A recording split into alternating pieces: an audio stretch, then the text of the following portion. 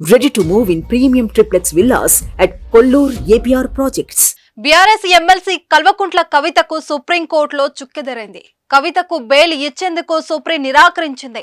Bail కోసం trial కోర్టుకు వెళ్లాలని సూచించింది. ఇక బెయిల్ పిటిషన్ పై జాప్యం లేకుండా విచారణ జరపాలని ట్రయల్ కోర్టుకు అత్యున్నత న్యాయస్థానం ఆదేశించింది.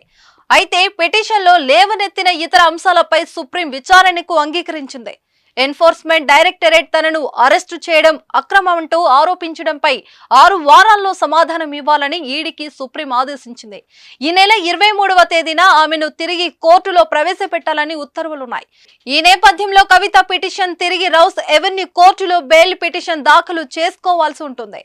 మరోవైపు Delhi liquor scam money laundering కేసులో కవితకు ఈడీ కస్టడీలో విచారణ కొనసాగుతుంది. ఇప్పటికి 5 రోజుల పాటు కవితను విచారించి కీలక విషయాలు అధికారులు రాబట్టారు. కవిత పిఏలను కూడా ఈడీ విచారించింది. ఈడీ కస్టడీలో ఉన్న కవితను ఆమె తల్లి శోభ గురువారం రాత్రి కలిశారు. కేటీఆర్ తో పాటు ఆమె కవిత వద్దకు వెళ్లి మాట్లాడారు.